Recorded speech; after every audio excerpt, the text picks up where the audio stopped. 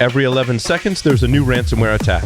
Oil pipelines, universities, corporations, all paying millions of dollars. Barracuda says, don't pay the ransom. Before a ransomware attack occurs, train your teams to recognize an attack and use anti-phishing technology. Protect your applications, and they can't get onto your network. Simple backup and restore solutions quickly recover your data without paying the ransom. Build your ransomware protection plan now by visiting securityweekly.com/Barracuda. That's securityweekly.com/Barracuda. Welcome back, everyone, to Paul's Security Weekly. If you want to stay in the loop, all things Security Weekly, please visit securityweekly.com/subscribe. You can subscribe to our podcast via your favorite podcast catcher.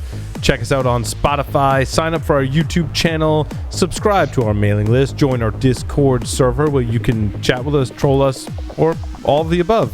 And follow us. We also live stream to Twitch as well. You can get to all that stuff at securityweekly.com/subscribe. Also, if you missed any of our previously recorded webcasts or technical training, they're available for your viewing pleasure at securityweekly.com on demand. We do have a webcast coming up. You should be able to register for that very soon. It is with Keeper Security. Keeper is a competitor to LastPass and 1Password. They also are making some announcements that will allow you to manage all of your secrets. So very, very cool company, very awesome and very smart people that work there. I've gotten the privilege to work with some of them and chat with them, and they're like really, really smart. So I'm impressed. We got a webcast coming up with them in next month in October. So stay tuned for that. Joffrey, Larry, are you guys teaching? You're teaching now, Larry. Well, yeah, not right I am. Now, but I'm teaching this week. Next week is our first beta run of the new IoT class, the 3-day IoT class, Sec 556. I've got another run of that the month following. I think I'm scheduled currently to be in a hybrid, both live and online, for Hackfest around Thanksgiving. I think I've got another live online in December for 617, and starting to populate for next year. And the one that I'm currently looking at, which I'm kind of terrified about actually, is an in-person event in Paris for 617. Oh my. Sounds fun. Oui. Okay. Yeah, we will see how that goes. Mr. Joff Thayer is here with us. Joff, welcome. Hey, it's good to be here. I got a new camera. It supposedly makes me look better. If that was at all possible, Anyway. Joff, I don't know if that's possible. Yeah. It's a thing. Anyway, in terms of teaching, I just did teach this week, which was actually fun. Wild West Hackenfest is going on this week, for those that don't know. And unfortunately, it is virtually only. It was going to be physical, but this Delta thing got in the way, and we decided to make it virtual. But no worries. Upcoming, just like Larry, I am teaching November 16th.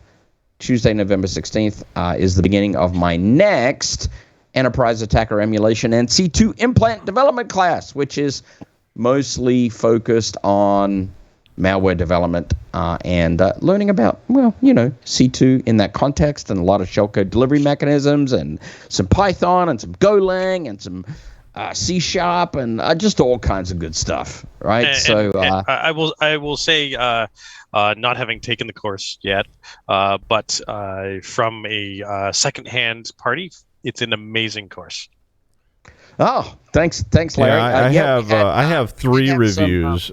I have 3 reviews of Joff's course, and all 3 were pretty much saying it blew my mind.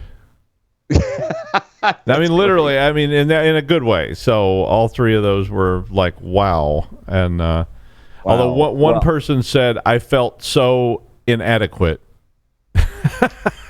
Oh my goodness! And I said that means it's working.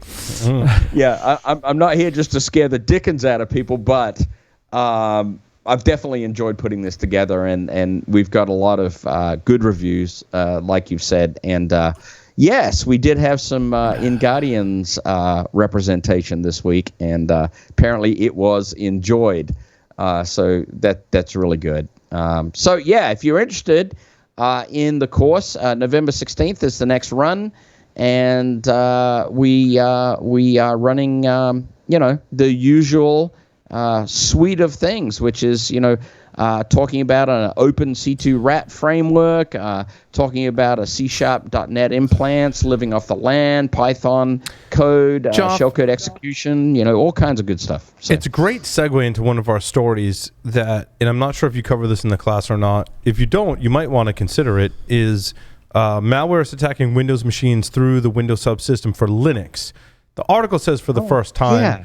I mean, we've been covering this crap for a long time. If the press comes out and says, "Oh, this is the first time we've seen this attack technique," likely not the first time, because the first person to develop it and see it isn't reporting it to the press, most likely. But it says while this approach was not particularly sophisticated, it says the novelty of using an ELF loader designed for WSL gave the technique a detection rate of 0 in virus total.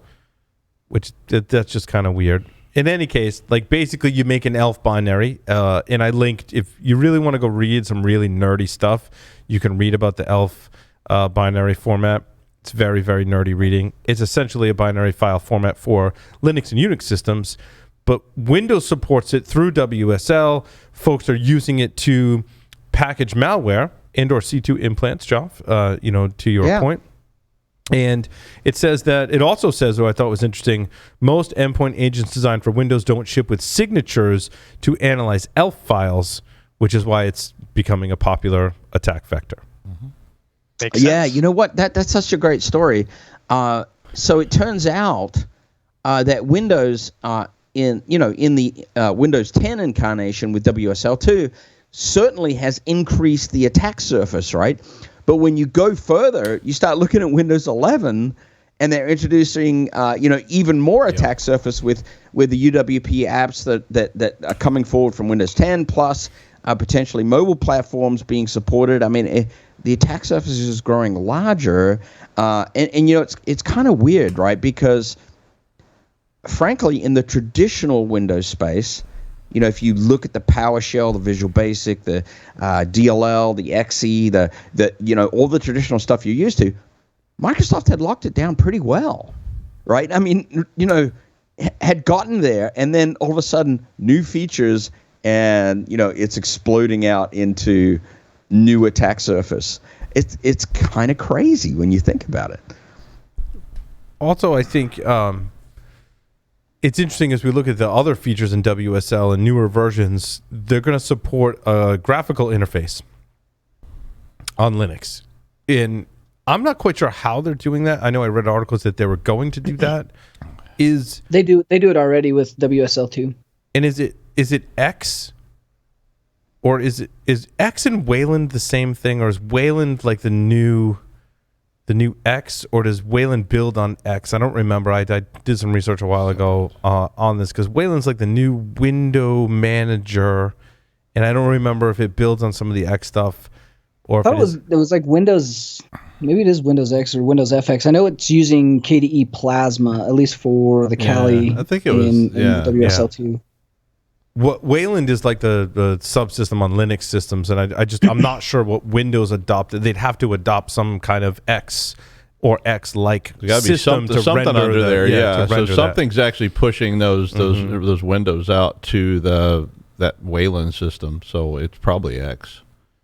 Could be something else, but I mean, if you go back to the original Windows architecture, right, it's always been a layered approach with I mean, if you really go back in the Wayback Machine, remember that the Win32 API was just one subsystem amongst a number of them, right? Remember OS2? Remember the idea of supporting POSIX? I mean, they had a layered DLL system in the design from the very start, right? So for them to layer on X Windows support with WSL2, I mean, the architecture is kind of built for it, right? Mm-hmm. I'm sorry. So X Server, Xorg, X11, and Wayland are different implement different protocols, windowing systems for Linux systems. So yeah, I was correct. Wayland is it is different than X, it's what's built into some of the more modern it's an distributions. abstraction layer. Right. Okay. Then the desktop environment, GNOME, KDE, and others uses that underneath. Yeah. Right. That's how it works. It's abstraction layer. Yep. Yeah. And I'm not sure what WSL how it is implementing both the display server as well as the desktop environment, right, which are the two different components. Yeah. While we're on the subject, we might as well we could cover this all in one fell swoop. So just do it all. Yeah, I had an article. Adrian's always teased me about the year of the Linux desktop, which I hate that we came up with this moniker of this is going to be the year of the Linux desktop. This article and this author, and I applaud the author's efforts. Who was the author of this article? PC Magazine, Sasha Sagan wrote an article, and it's 2021 is the year of the Linux desktop. And it's no, really. And basically, his whole pitch is all of the grade school, basically school systems and universities and colleges are issuing Chromebooks that are using G Suite on top of that. And Chrome OS is based on Linux. And I'm okay, technically, you're correct, right? He's not wrong. He's not wrong. He's not wrong. He's got something there. I don't think that means that this is the year of the Linux desktop because Chrome OS is based on Linux and schools use it. I mean, that's still a little bit of a stretch because you're still using a very limited kind of computing device. I was going to say, do you remember historically the concept of thin client? Mm-hmm. Because what it really is the year of the thin client. It's the year of the cloud computing devices. Really, what it just happens to be built on Linux. Exactly. Thin client, yeah. It's the year of the Linux based world client. adopted BSD, right? Mac OS and BSD are variants of some sort. So there is a direct lineage, although I would imagine that lineage has just become more and more kind of spread apart, right? In the early days, it was very much more closely tied to BSD. I think they've written my guess would be a lot more code specific to their hardware platforms that necessarily isn't based on BSD or open source. But but Paul, now if you compound that with, just because it's school and folks, that there are still a number of folks for their personal stuff have a Chromebook. Sure. I literally have two Chromebooks sitting right there. And if you count macOS base as BSD, there's Linux on the desktop. You may even be able to tangentially get WSL as Linux on the desktop. Yeah. Mm-hmm. So it's Linux on the desktop, but usable, and you just don't know it. All of your points are extremely valid, Larry. I think where the flaw is in this whole notion that there's going to be a year of the Linux desktop, right? I think that's really the thing that kind of falls down for me. Is why are we trying to force this into? There has to be a year when the Linux desktop takes over. And Larry, again, I love your points because it kind of backs up the true notion that Linux is making these kind of slow strides into these various technologies and in various computing platforms that maybe it's not the focal point of how people are using computing and software today, but it's slowly making it into mainstream software and software operating systems and applications. Yeah. So I think that's a fair statement. What's interesting is, and a really big pet peeve of mine, because I've used Linux, Ubuntu, and just very similar distributions, now straight Ubuntu, for all of my laptops and desktops for a few years now, right? And I'm just saying that to toot my own horn or whatever, but that's just what I've chosen to use, right? And it irks me, being someone that uses that type of technology, to say that Linux is going to be the year of the desktop when someone creates a distribution like Windows FX that looks like Windows. I'm we don't need Linux to look like Windows, or really Mac OS for that matter. And we're not seeing Linux, true Linux on the desktop, for a lot of reasons. And when I think about that, the look and feel is like way down on the list, at least for me, and I think a lot of people. The look and feel, like whether you create a distro that you make it look like Windows or Mac OS or whatever it is, and there's been lots of iterations of that doesn't matter. I think we'll truly see actual like full-blown Linux distributions on the desktop when a number of factors are met. And I spent some time thinking about this. I think when Apple pisses off more of its customer base, people might move to Linux. When Microsoft moves all your apps into the cloud and confuses you and pisses you off, you might move to a Linux platform. I think also the Linux kernel driver developers have to work more closely with the hardware manufacturers and vice versa to make that a much cleaner system today, and not 100% of devices, but they got to get to like 80% of devices where there's a close collaboration. Oh God, that is such a true statement. Right, drivers are a thing that they hold you back. Yeah. And also, I think that where was I going with this? I had another point. So the applications are probably one of the biggest things. And Linus Torvalds himself actually called this out and said the real downfall and why Linux hasn't made more inroads on the desktop is because it's too difficult to create an application for Linux that works on all the distributions. Yep. And I think when we have an app framework, a way to create and deploy an app, like MSI is for Windows, right? When we have that for Linux, I mean, Snap is just one of the things, but a lot of distributions have their own kind of app store. But when we have a cross-distribution way of distributing applications to Linux distributions, when all those things hold true, I think we'll see Linux take a huge kind of market share in the desktop. Now, Job, you made a switch in your desktop computing environment. I did actually. I literally I've been using a MacBook for a long time, and I've had enough. I am an example of somebody that has been pushed over the edge by Apple's poor choices. And there's a number of things there. No, they're not poor choices. They're the choices they want to make for you. Now, in your opinion, they're poor. In Apple's opinion, it's the right decision for you, Joff. Without a doubt, this is a subjective statement, right? But I've reached the point whereby I need to upgrade. I am not enthused by Apple's choice to go with their own custom chipset, with their argument, if you want to call it that way, or their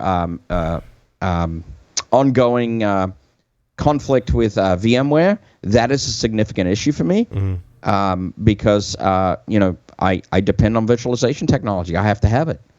And has VMware and Apple, had that handshake agreement and said no? Yeah, that's going to be a deal breaker for a lot of instructors like yourselves, like Larry and Joff especially, right? That's a deal breaker. They have not kissed and made up. And then you look at the dollars, and oh my God, I can bring in a laptop with 48, 64 gig of RAM, so much cheaper than I can even do a MacBook with 32 gig of RAM. I mean, and RAM and disk matters for what we do. And you can replace it. And I can replace it. And so now there's some, when I finally pull the trigger, which I will shortly, there's going to be some transition pain. But honestly, but somewhere between VMware and browsers, I'm probably okay. Yeah. Honestly. Now, John, and anyone else, have you seen Adrian has one of these laptops, and I really like it. It might be my next laptop. Yeah. It's called Frame.work. And they've got these, I think it all connects on USB-C, and they've got these modules. So it's basically an Intel-based laptop, and you can configure it to your specs. They support some of the pretty latest, Intel-based processors and RAM configurations. You can get a pretty beefy one. But the thing that I like about it is it's very modular, and they make available all these different modules, including hard drives and such. And so you can swap these little devices in. And so when you order it, I think it comes with 4 configurable ports by default. So you can say one's DisplayPort, one's HDMI, one's USB-C, one's an additional hard drive or whatever. And you can order extra ones, and you can swap them in and out. And I was like, and he really likes it. They're reasonably affordable. Yep, and they're not. They're not reasonably affordable. Yep. Paul, I want to think step that- back on this a little bit too, but Joff, go ahead first. Oh well, I just think that's an interesting concept. I'm kind of in the shopping mode right now and looking for options. I may actually take a look at that. Also, talk to Tyler when I need to buy a laptop. I talk to Tyler.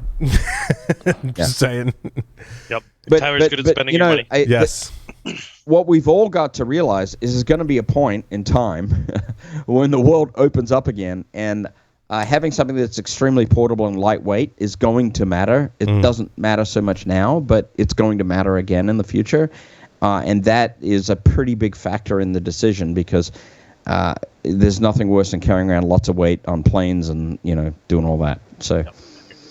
Anywhere. Which is why I love my 13-inch laptop. Work had standardized on the 15, and I'm like, it's too big. Give me a 13. But it's no screen real estate. Like, for the amount of time that I use it remote, it's fine. 13 real estate. That doesn't matter, right? I use it at my desk with a big ass display. Yeah, the weight is what matters the most, right? As long if you can come home, throw it in a dock or hook up your big ass display. Who cares what display the laptop has on it? Frankly, yep, right? I can deal with it for short periods of time with the 13-inch, and it's just fine. Yeah. So if I can step back on two of those, first one will hit the VMware thing. Absolutely, VMware, no M1 support, and they have no intention of supporting the M1 processor on the Apple to do virtualization to be able to support Intel-based virtual machines. They say that the last I saw on Twitter was that VMware is saying, there's no market for it. Like, nobody will buy it, which I think is bullshit. And I think it's just a tactic. Yeah, exactly. Yep.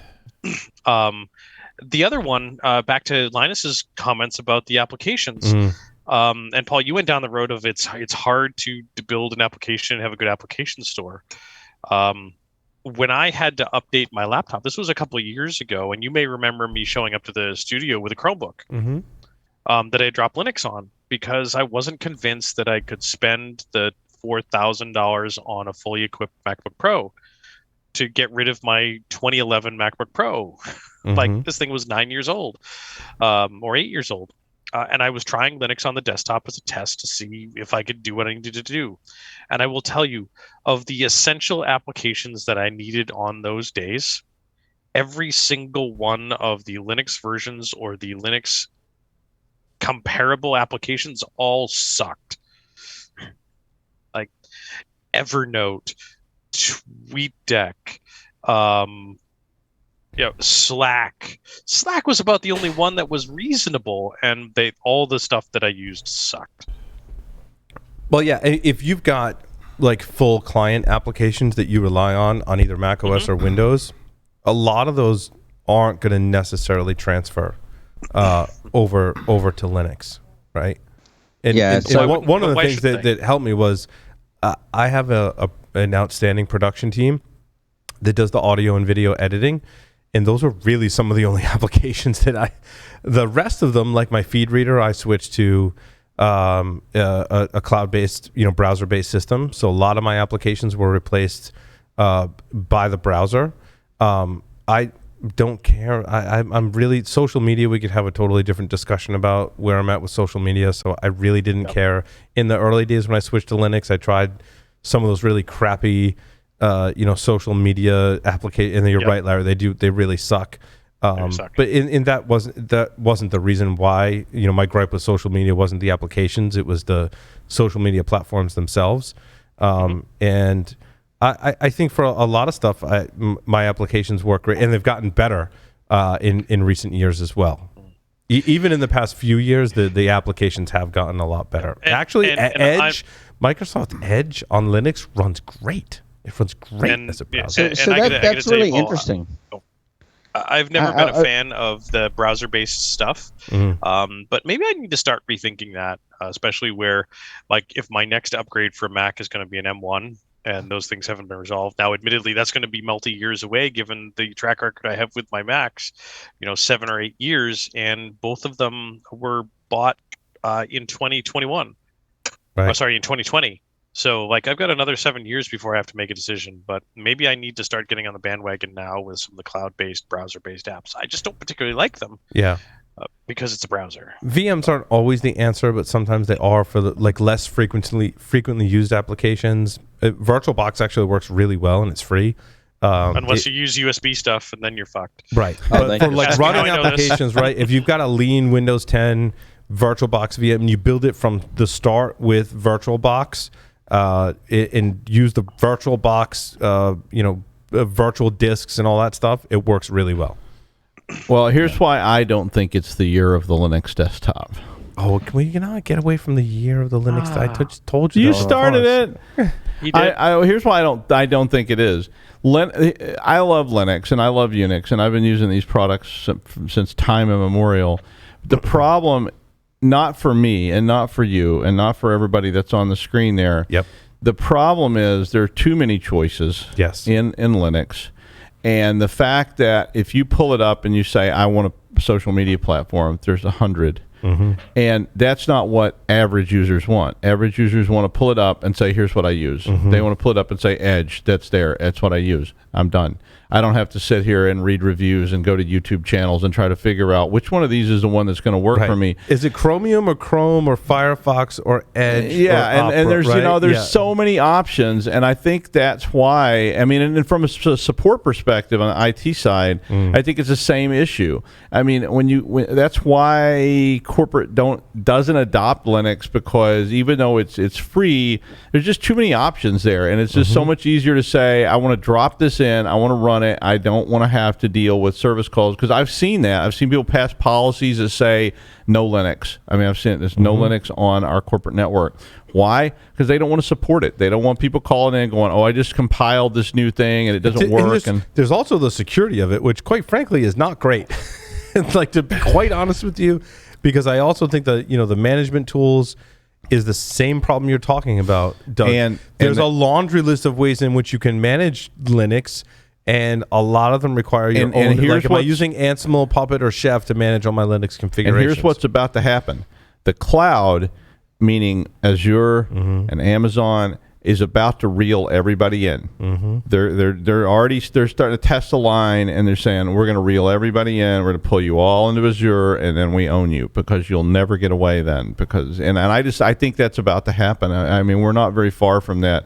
And Linux doesn't have that, that unified approach. It's just very distributed. It's just very distributed. Oh, I mean, the whole idea of Linux is just anathema to average users. I mean, the idea that you can do what you want. I mean, it's a hobbyist thing. You're right. Us on the show and most listening like that we can use half a dozen or more different virtualization platforms. Your average user may not even use a virtualization platform. If they do, they want to use like VMware. It's a difference in buying an MG and a Ford. If you buy an MG, you're a hobbyist. You want to tinker with it. You want to poke at it, and it's going to break a lot.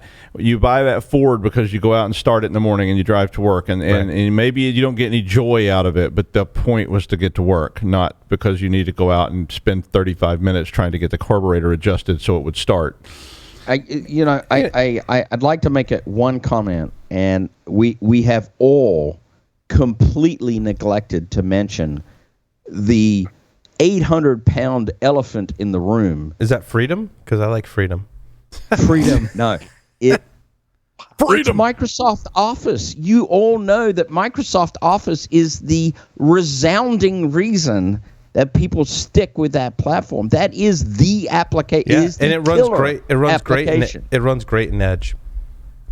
I'm saying I use all the cloud apps in Edge. It runs fine. He's not wrong. He's not wrong. Yeah, it runs fine.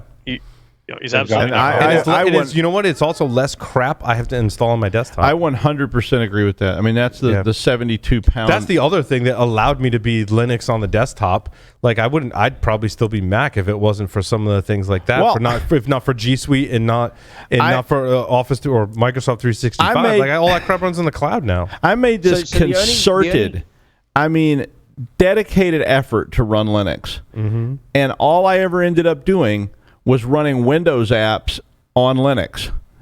And exactly. I was like, okay, I'm taking a product I need to use. Whether I like it or not, I need to use it.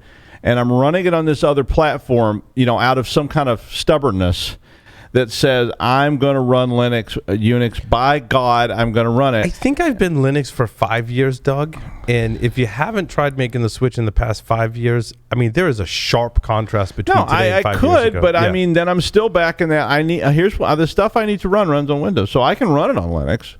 But why? I mean, look at this. This cost $200, and I didn't have to spend days and days and days trying to get it to work. Yeah, in my opinion, the only thing that gives Linux, the only thing that gives Linux as a desktop as a chance, frankly, is the fact that we do have cloud correct. as the predominant paradigm. Because when the browser becomes the operating system, who the fuck cares what's underneath it? You're right. No, and nobody will even see it, so it won't make any difference anymore. Then it's an Apple, right? It's just a cheap Apple. So I was going to say, Doug, that there's the three answers to your issue of having too many choices to try and get what the user really wants that have been successful Linux, Unix deployments have been the Android, the Chromebook, and the Mac, where you're not in a pure Linux environment. You've got a framework around it that addresses the very concerns that you mentioned, which is why Android has 85% of the market or something like that for smartphones, because it just works. No, I completely agree. You imagine delivering a smartphone running BSD? Imagine if Amazon adopted Linux as their back end and then put out desktops. If only it would run Office, they'd own the world. So what was the big argument before for Linux, right? Like, it was free, so it was a cost savings. That was like the biggest thing, and that's not really a big argument anymore, right? Because but Tyler, to your point, I think for me it's about choice. Like, if I want to spend the time to configure something and make it work the way I want, I'm very conscious about those choices. Like, if I want to go down a rabbit hole, I can. When I'm on Windows, and more importantly, if I'm on an Apple platform, I can't. Like, I don't have much of a choice as to, like, in certain circumstances what I use and how I use it. I don't have that choice, and that's why I chose to go to Linux, because most of the stuff works without me having to do much. But if I want to make something work specifically for me in a certain way, I have that choice, and I make those choices. I don't often want to go down some of those rabbit holes. I'll be quite honest with you. I don't want to be compiling kernels. I don't want to be customizing drivers and like all that stuff. But if I do want to go down those roads for certain things, I can. Hobbyist versus user. Yeah. But I mean, there was, I mean, to go back to one of Lou's examples, Lou and I spent, I don't even know how many days trying to get Gentoo to run his music card. Well, there's your first mistake. You're trying to run Gentoo. I understand, but I mean, but that was drunken hobbyists having a good time. Sure. Yeah. But at some point I said, Lou, if we just put Windows on this machine, it would work. We'd already be done. But it's back to my point that I think Joff really resonated. It resonated with Joff very well. Was the hardware manufacturers and Linux kernel developers have to work really well together for us to get to the next level. Yeah. And that's kind of where we're at. They do. That's where it's at. The driver stuff. That's if there's anything that Microsoft has done extraordinarily well. Oh, the drivers are amazing. Is they locked in that driver stuff. I mean, they locked that shit in, and people know. They go down to their local Best Buy and they pick up something, and it's just going to work. Because Microsoft has created a framework that if you make hardware and you want it to work with Windows, there's a framework you have to work in. And Microsoft owns a lot more of that supply chain than you would in Linux, right? And that's why. And I still really like it for my servers, and I love it when I want to fool around. But when I just need to get something done because I don't really want to spend the next 4 hours trying to get something to work, I just use this, and then I'm done. I don't have to worry about that. 80% of our production environment here is still Windows, and I'm not going to change that for exactly what you're saying, Doug. Exactly what you're saying. Yeah. And Doug, that's the same reason why I still love the Mac, because it very much it follows the thing that Paul told me when I made the switch to the Mac. I'm like, dude, how do you burn a DVD? And he's like, double click. And I'm like, how do you open this? He's like, double click. I'm like, you just click shit and it works. Right. Like, I mean, sometimes so if I want to play the guitar through my computer, I just want to turn it on and have it work. But if I want to fool with it, I'm all over. Let's go get Gentoo out. Let's go get the nastiest, awfulest distro that ever existed out and say, well, let's write some drivers, baby. Right. Can I tell you speaking of stuff that just works. The final straw for me. Okay. as soon as I installed Windows Terminal, I was like, okay, well, this got SSH. I'm good. Right? I mean, honestly. He's not wrong. He's not wrong. Yeah. Concur. Tyler's going to comment in here. No, I was just saying, speaking of things that Microsoft does well that works, we should talk about Microsoft Exchange and how AutoDiscover just works. Oh, there's a lot of Windows bugs Tyler, that just you had work. to throw a That's a bomb. great segue Jesus. because we spent a lot of time on talking about that. But yeah, Tyler, And tell us move about this on. What is this AutoDiscover. So AutoDiscover's been around since Exchange forever ago. It sounds vulnerable. Like just the phrase AutoDiscover, like it just sounds The minute vulnerable. you say The auto. minute you say it, I'm like, that's vulnerable. Like that has. Oh, it's right. It's been ripe for picking for a while. So yeah, the AutoDiscover is essentially the easy way that clients can configure Exchange configurations, and they exchange those configurations via like XML files based on DNS names. Typically, you have like an AutoDiscover DNS name that points to a certain endpoint. Well, they found out that the AutoDiscover, if it times out upon its potential discovery and it cannot do the auto-discovery with the right endpoint, it'll begin to cycle through some of its own things that it thinks AutoDiscover should look for, which is not, it is by design, but it's not the behavior you'd expect. So things like TLDs for autodiscover.example.com.tw, right? If it couldn't find its AutoDiscover, it would start cycling through some other things, Brazil, autodiscover.xyz, some of the other TLDs to see if it could find that discovery XML file. It's trying to be helpful. I mean, we've preyed upon the fact that Microsoft operating systems protocols in implementations like in in directory services like to help out not just the user but like the system itself. I think we come down to this common denominator. Make it easier and make things work by default without you, the administrator, having to intervene. Mm-hmm. Yep. And so upon that exchange, as part of that, you enter your credentials in order to authenticate to that endpoint device wherever AutoDiscover's at, and it does an NTLM exchange. Well, you can send it a specific response that downgrades it and says, hey, I would like to do basic auth, and therefore you end up with a base 64 authentication request or response that has your credentials within inside of that. So I feel like we've seen this type of style or technique be successful in a wide variety of Microsoft protocols, Tyler. Yeah, and the bad thing about this is now that AutoDiscover is one of the standardized configurations for almost all Exchange servers. I'm not sure if this actually applies to O365, but there is AutoDiscover that you have to put in place for O365 to work. So this is something I've not looked at, whether or not this actually works with 365. I would hope the pre-authentication requests drop basic and they use like OAuth or something as part of that for O365, but I don't know. But I do know that this does work with almost all current versions of Exchange, and that's a pretty bad thing. So there's some interesting things you can kind of play with on that.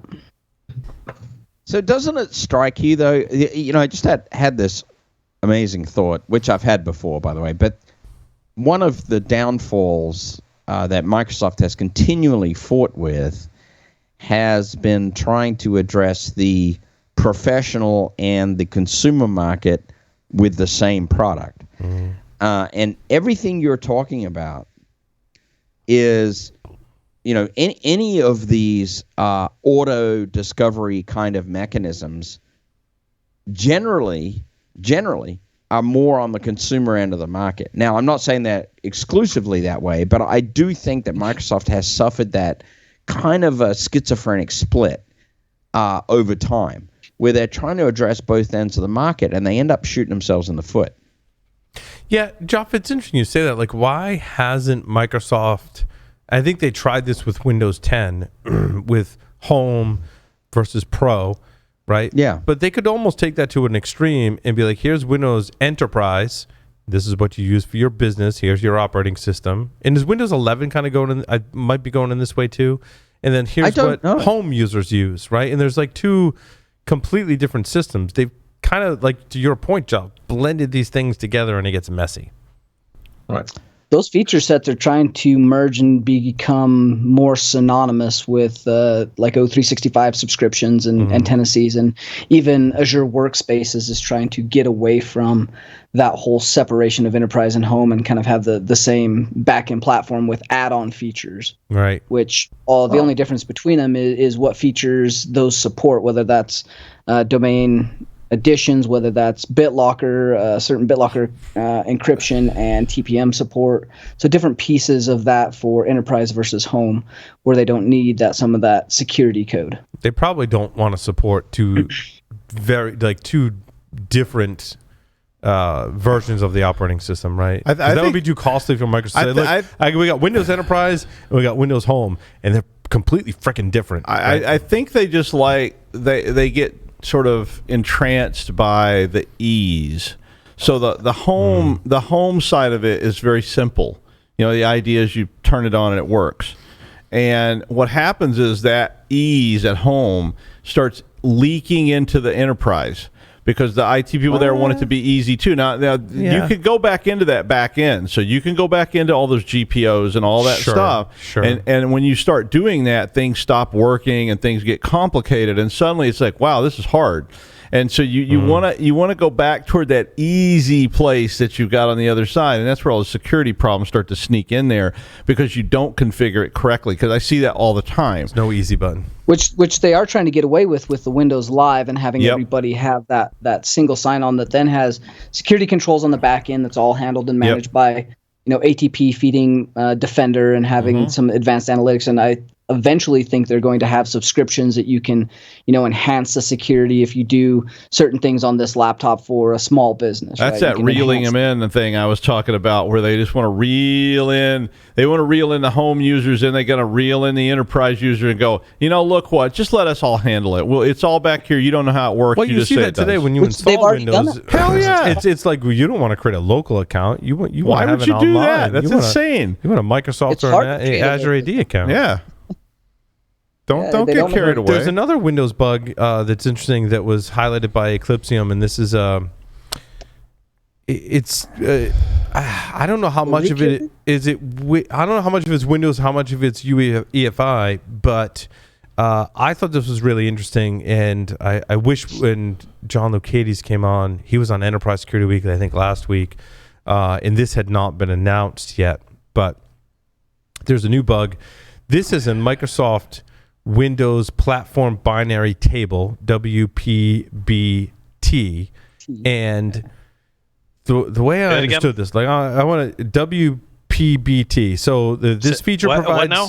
Yeah, it provides the ability to persistently execute system software in the context of Windows, and these have to be as secure as possible so we don't expose Windows users to exploitable conditions. Now, they also say that WPBT solutions must not include malware. So the way I kind of understood this was that the mechanism can accept a signed binary with revoked or expired certificate to bypass the integrity check. So what I'm hearing is, if like you can put a binary in the UEFI system, the operating system will just trust that. And the way in which it trusts that is somewhat vulnerable, which means I can wipe the operating system, but if my binaries live in the UEFI firmware, like they're going to get copied over and they're going to run and execute. Persist, and there was like a specific reason that they did this, so like you could always have binaries that ran and executed for administrative functions, but attackers could abuse this to get your code to run in with these because the order that stuff loads.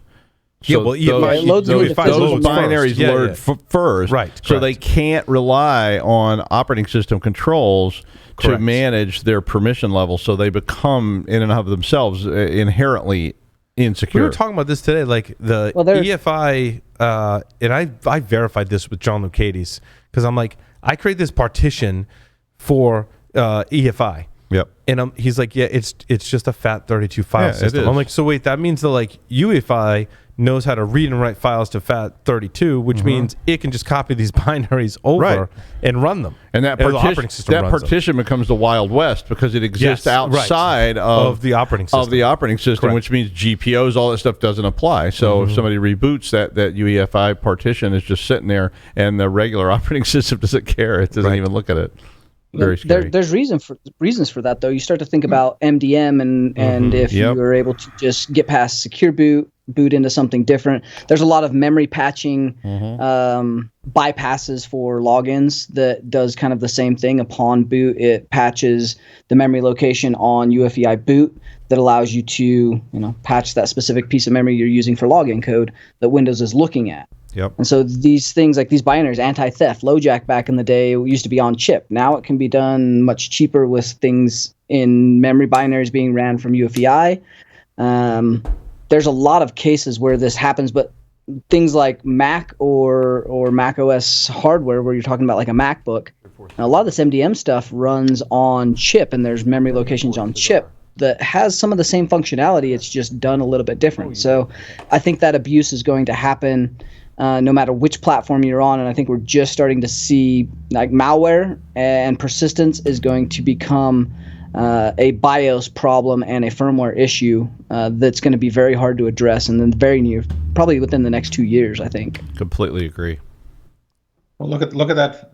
The application Dell was in there that was phoning home, but it's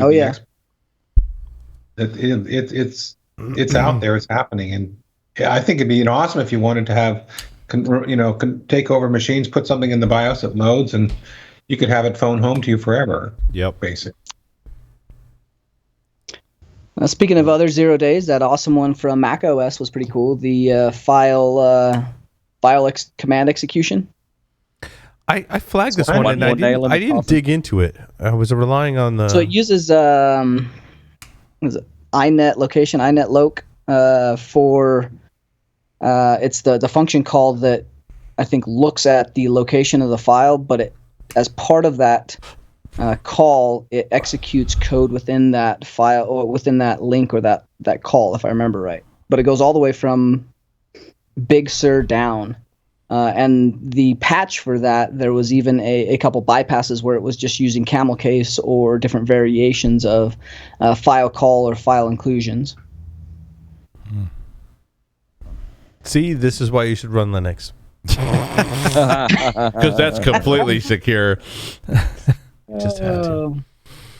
Yeah, but it is a reminder to all of us that, and we've said this often, people love to pick on Windows, but when you're the big target that's out there and you've been attacked over and over and over and over, you've actually done the work to actually harden your operating system. Mac OS and Linux, not so much. I agree. I agree.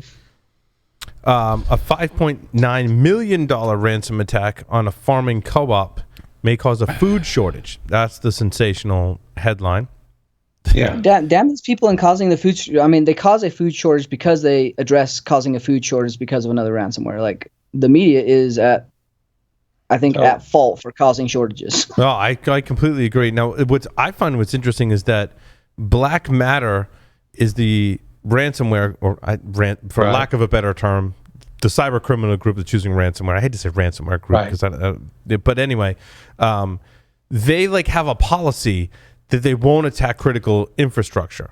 Right. And my whole thing is are we how are we negotiating with criminals and expecting them to follow rules, and specifically ones that they created? So the farming co-op is no, we're critical infrastructure, so you should remove your ransomware. What world are you living in? You're living in a fantasy world. They really care about following their own rules. They want $5.9 million. You can be oh, no, you know what? That was a mistake. You're right. We didn't read our own policies. And you're really critical infrastructure. We're sorry. You don't have to pay the ransom, and we'll just remove it.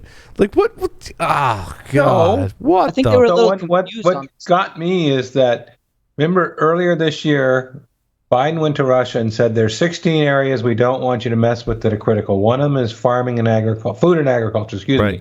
And Black Matter says, that doesn't meet the criteria of critical and isn't covered by our ethics code. I'm like, who the hell relies on the hackers to whether or not they're going to hack you? Or wouldn't you rather sit there? You remember in The Godfather when they were saying, like, I don't want it sold in schoolyards. I don't want it sold to children.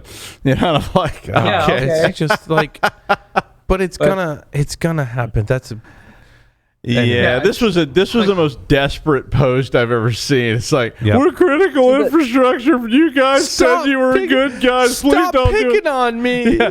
I'm like, and they're going, you know what? Now the ransom's $11 million. Right. Like, seriously. Yeah, no. Ransomware as a service, though, as it stands, like, they're not the group that's deciding who is infiltrating. They're taking a percentage of it. And I think they got their terming right. Like, Black Matter as a group, whatever it's been rebranded as, like, these people are developing software and selling it based on a percentage. The infiltration and usually initial access is done by a different group sometimes. There is times where Black Matter, the group, is doing the ransoming, but who can tell and who knows whether or not this is Black Matter, this is one of their affiliate groups, this is someone that's done infiltration and ransomed using their software and is under their name? Like, there's a lot of things at play here.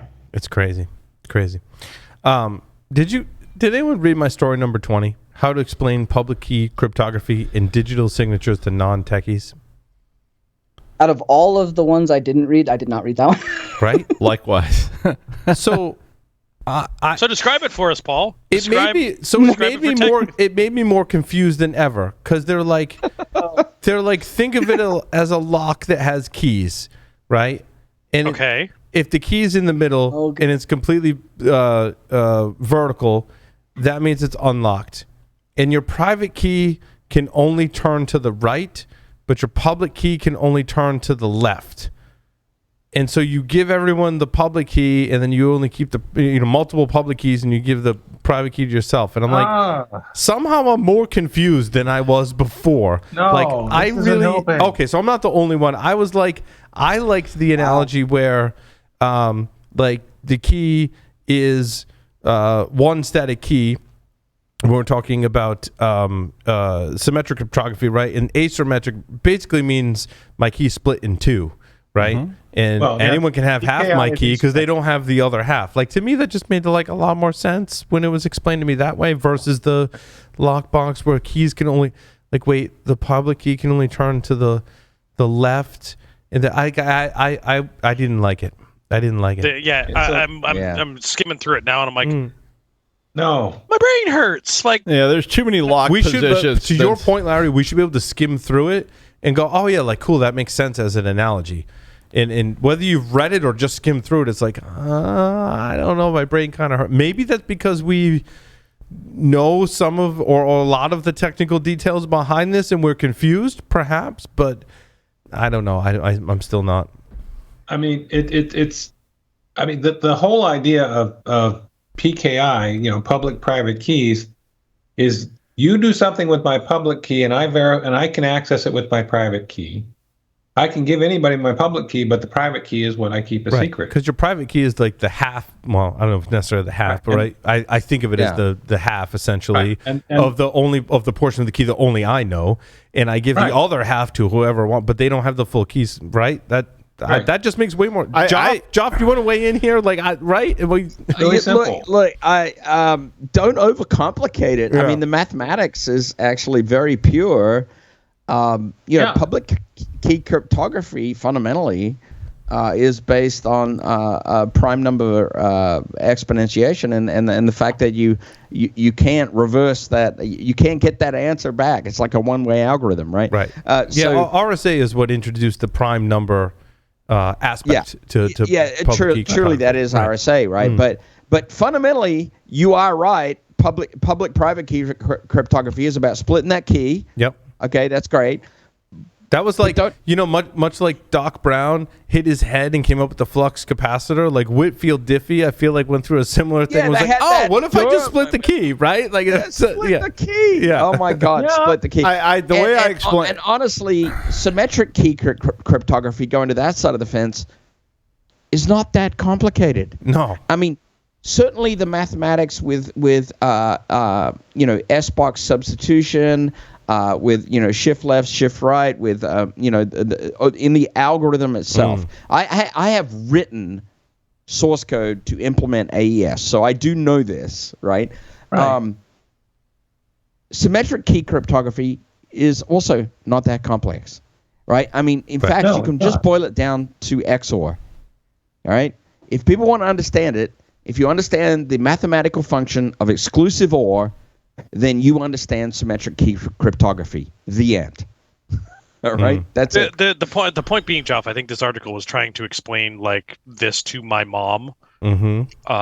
God rest her soul, whose VCR blinked 12 until the day she died. For her to understand, like, what was it? You said asymmetric XOR. That had blown her mind. Well, yeah, I'll tell you how I explain it. I explained it like it's like an apartment mailbox. And, I've seen cryptocurrency explained the similar way in the safety deposit box. Right. And so asymmetric key is like the mail person has a key that opens this big door, and they can put mail in any box. Only you can get your mail out of your box with your key. Yeah, except in that one, the mail person can take whatever's in the boxes. Well, we're not going to. We're assuming they're a reliable federal employee.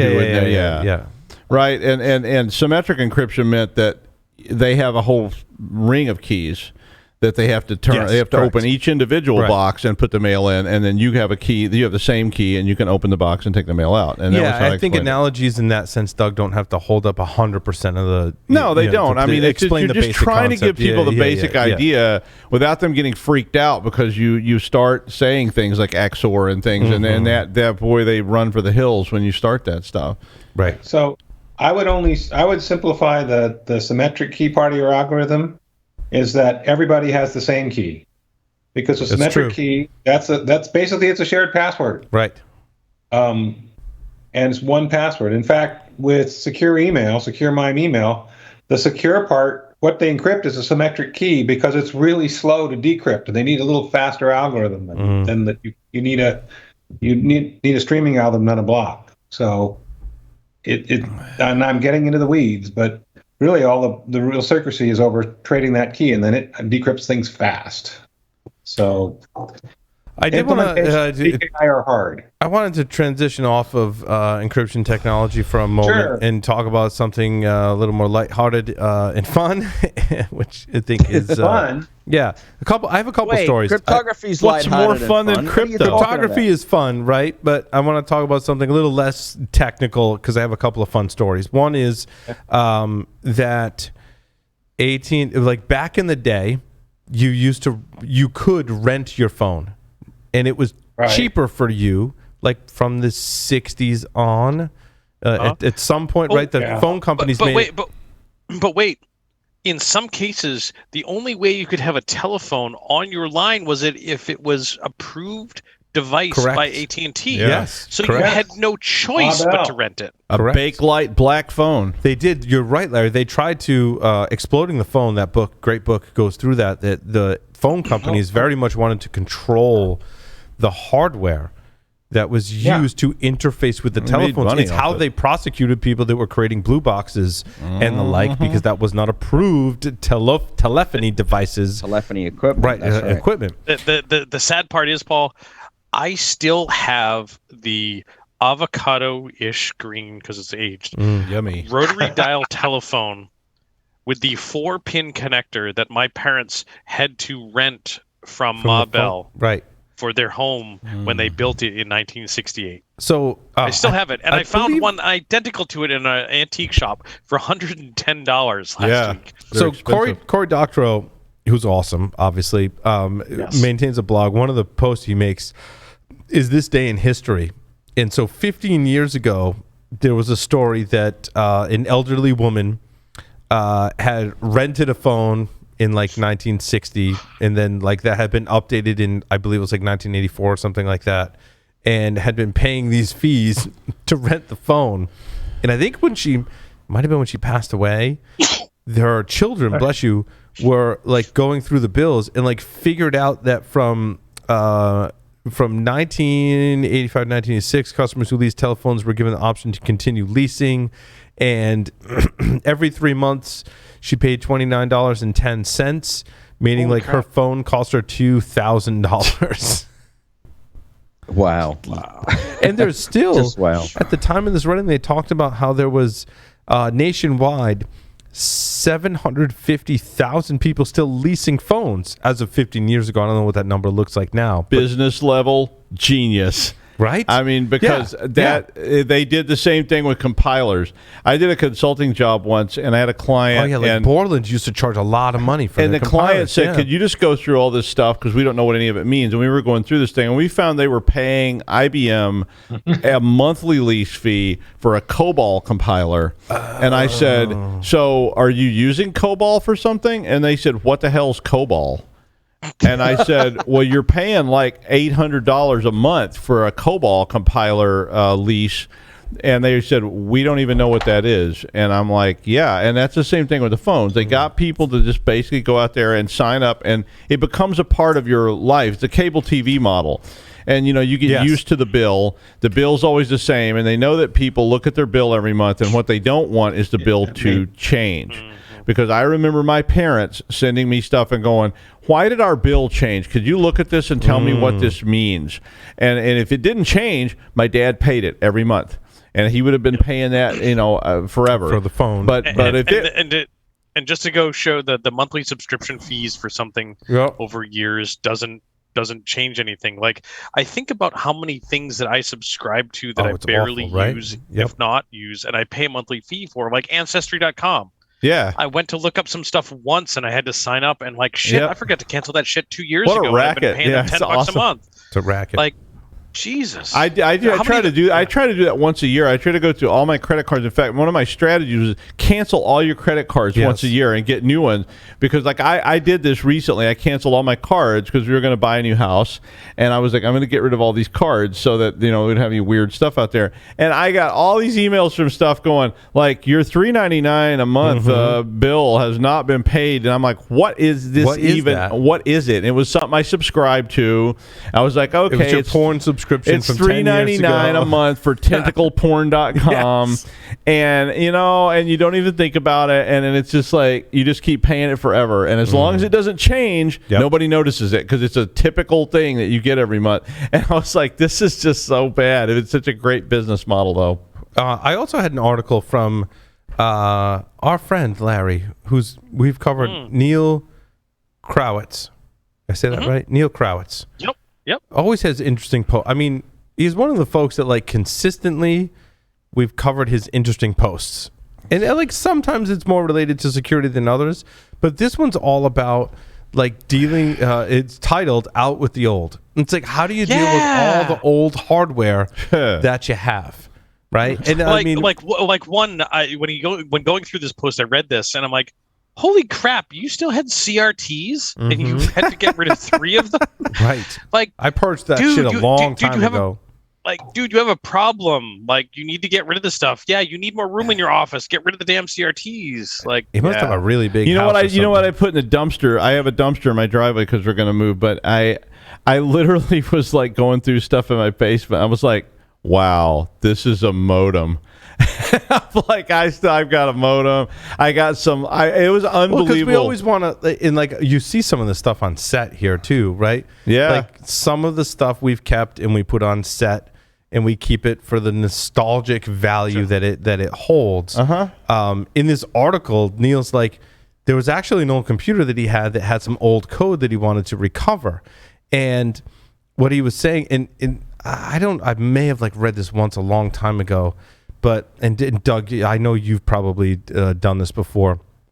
If you take a hard drive and like you tap it gently, like with your Stiction. Stiction. Like I don't know if like the heads and the platters are kind of like if it's sat for like 15 years, it unsticks it. Unstick it. Do you hit it with a hammer or do you drop it on the ground? A rubber mallet is the technique that is preferred by experts everywhere. So he was like, so Neil's really funny in this description because he's like, look, I don't want to start taking apart this computer to get at the hard drive so you just toss to be able to hit it. So what he did was he dropped it. So he intentionally dropped the 30-pound desktop computer a few inches onto some cardboard.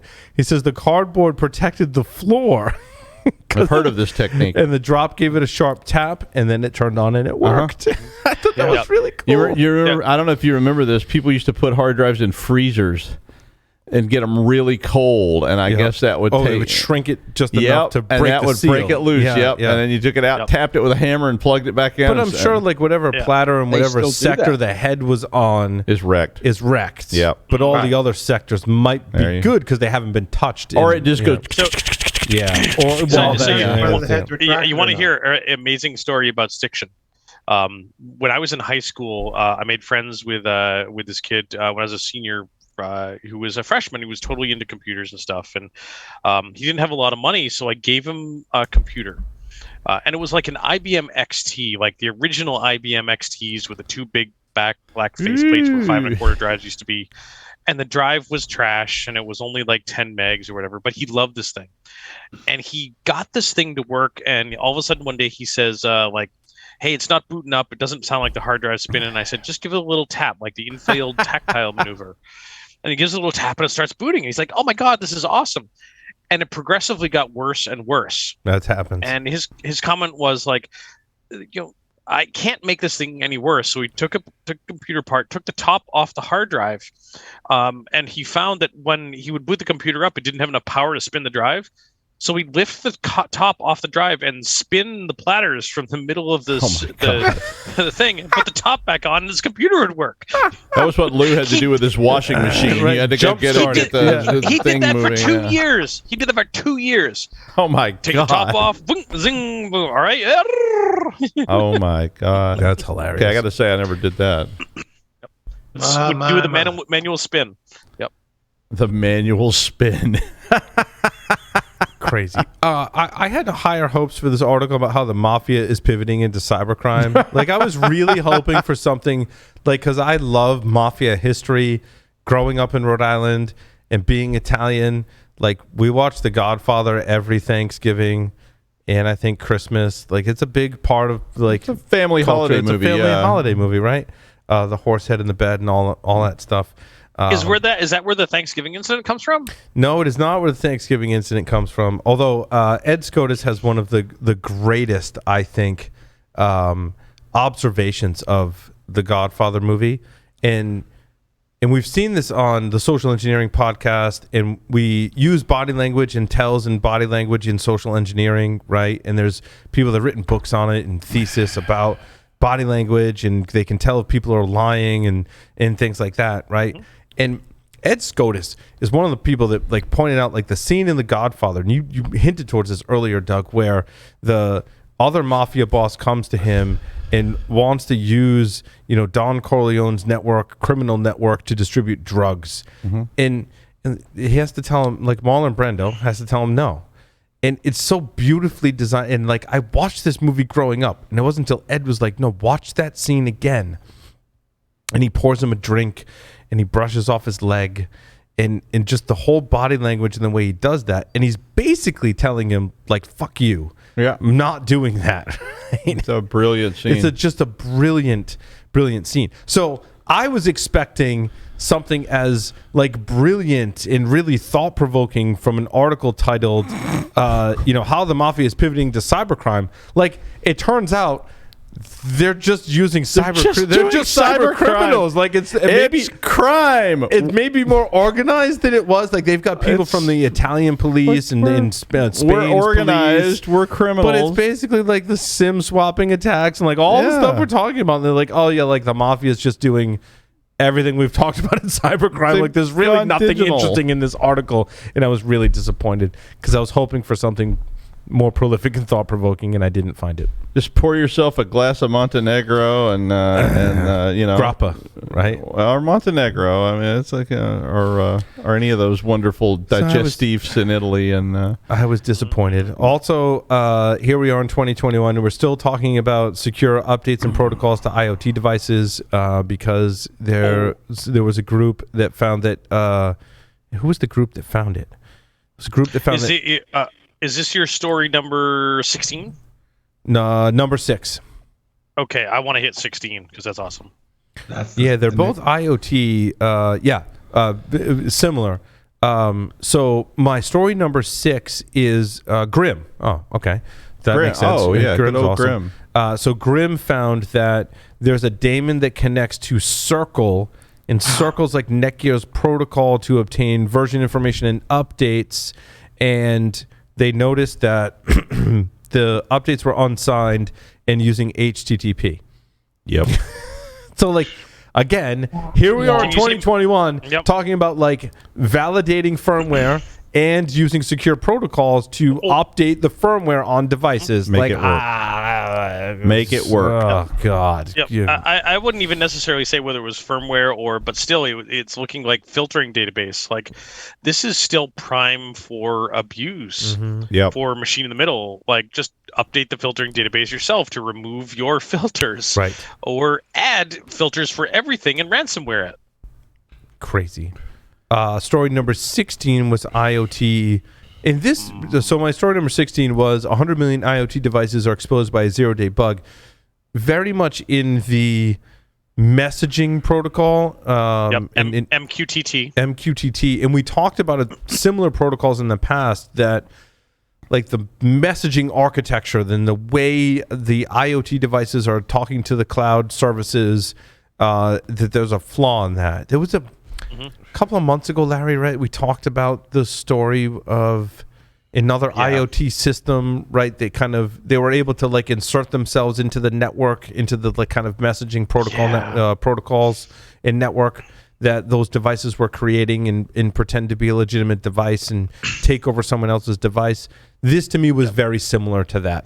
Yeah. So I mean, the irony is, we're going next week to teach the first run of Sec 556, the IoT class, and I didn't write all the content. We had another person, Stephen Vorbro, effectively write the day one content, which includes MQTT. So I have to study the content that he wrote. Right. So I've been spending the last week every night, reviewing day one slides because it's not content that I'm familiar with as much because it was written by someone else. And that's really, really it. I know about MQTT, but their delivery is different and the points that they're trying to make are different. And yeah, we cover a whole big chunk on MQTT. And I'm like, oh my God, like I am teaching MQTT stuff next week. And here we have the MQTT messaging for 100 million devices vulnerable so that I can augment the case study we wrote like a month ago. Like, God damn it. There's too much. Yeah. Yeah. There was another story you had. I think one of you had something on the zero-click RCE for IoT devices for the security cameras. Paul.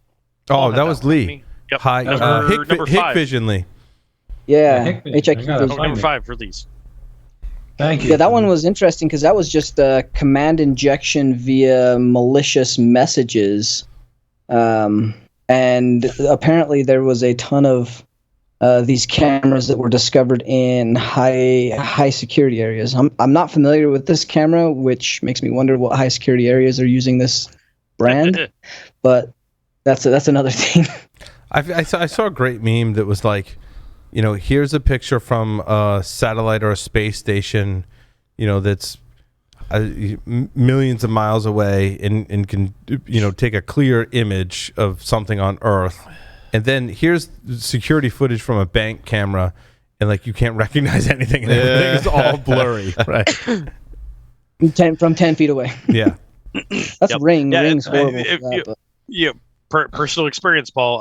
We have a bunch of security cameras around the house, and I actually got famous again, and I got quoted in a local paper from some posts that we had in our local town Facebook group, because someone has been dropping panties and bras in people's driveways, like tossing them from their car. Someone. Well, we had 4 of them over about a 2-month period show up in our driveway. And had been posting about it on the town group and stuff. I'm sure the wife had some questions for you when she walked. Believe me, there's a story behind this. But as we started talking about it on Facebook, like the Panty Bandit started expanding their delivery, like to the neighbors and to other streets and so forth. And we got another one. So I set up a camera facing the street. And sure enough, we caught them tossing undergarments out the window.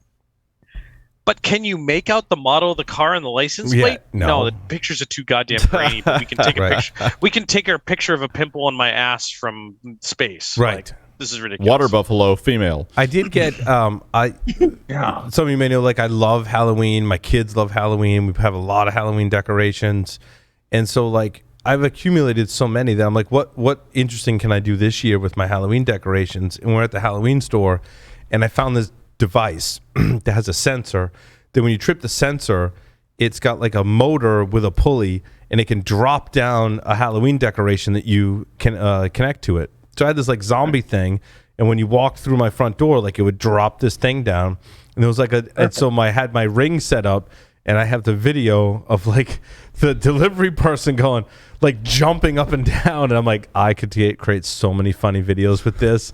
Like they were totally freaked out about this like, you know, simple little prop kind of thing, but like you couldn't make out the person's face or maybe even what delivery service it was, because the quality, to Tyler's point, on Ring is really poor. And the sad part, Paul, is I probably could have built you something like that for about $8. Right. Yes. I didn't pay. It was like maybe $15. It wasn't that expensive. So. Okay, yeah, that worked. Certainly cheaper than what they gouge you for decorations. All I'm saying is, looking over my shoulder here is, nice. There you go. It's Ampelman. Yeah. Yeah. That is Ampelman. It is. So speaking of cameras, I actually got the lenses for that stoplight, for that walk light, while I was in Berlin. Yeah. Yep. I mean, Ampelman from Berlin. Brilliant. Yeah. Speaking of cameras, I think we covered this story before, but it made an appearance in the Wall Street Journal, and my kind of whole take on this was like, privacy, please. So apparently this research is still ongoing, and the title is "Scientists are working on a toilet that identifies you by your butthole." We've seen this story before. I've seen that story. We've seen pictures of this before. I'm curious why it keeps coming. Like, this is within the past couple of weeks. This story made an appearance in the Wall Street Journal, where they're covering the researchers from Stanford School of Medicine that are developing a scanner that recognizes the user's unique, and I quote, it actually puts it in quotes, anal print or distinctive features of the anus, meaning the skin of the anal canal. To pull it off, a camera inside the bowl uses machine learning algorithms to match stool samples to specific users. Once again, I have a lot of sympathy for the ML. Right? The same thing with the Roomba vacuum. You know, Dave Kennedy posted the Roomba vacuum. Job. And the new Roomba vacuum has the camera on it that can identify poop, which means they've trained a machine learning algorithm to identify poop, which I just want to be in the design meetings for that, because that must be hilarious. Like, did they create version one and be like, oh, that was really crappy, because I'd be the one making that joke, right? Now the question is, Paul, Paul, do you have one of these new Roomba devices with a camera? No, I don't. So my wife and I were watching TV the other night, and we saw the commercial for it. And I was explaining to my wife that, like, some smart engineers actually had to create hardware and software that implemented machine learning algorithms. And I'm like explaining to my wife, like, how you have to train an algorithm. Like, they basically had to show it pictures of poop so it could identify poop. Like, it doesn't know if it saw a glass or a stuffed animal or whatever. It just knows that the glass on the floor of the stuffed animal is not poop. It knows how to identify poop, and they did that by showing it pictures of poop. And I posted it on Facebook, and someone else commented on Dave Kennedy's post and pulled a quote from iRobot's website that basically said, yes, like, we had to show it pictures of poop. Like, they actually did that. Like, GitHub poop stock photo library. Like, where did they get pictures of poop? How do you recognize poop? Like, is it hard poop? Is it soft poop? Is it diarrhea poop? All of them. You have to have all of them. Is it puke? Like, how do you differentiate between puke and poop, because those are both things you don't want to run over with a Roomba vacuum. Like again, the design meetings must have been like, how do you keep a straight face in those design meetings? And Paul, my question is, I think you need to get one and do some empirical testing to see if it can determine between dog poop and human poop. You have enough children that I mean, that could be okay. Valid. Everybody, drop them on the floor. Well, the problem is, Doug, is that the child poop might be the same size as the dog poop, so we need an adult. I mean, you're talking size, color, consistency. Like there are variables here that they had to take into account. To come up with somewhere there's a database. There's a database of iRobot has a database of what poop looks like. Hashing, like unbelievable. Right, and it's probably a hash of the poop. The poop hash. Yep. I think on that note that it's like, time probably. Hashtag poop. It's probably poop hash. That's the wrap. Thank you, everyone, for watching and listening to this poop edition of Security Weekly. Larry, take us out. Over and out of here. Out.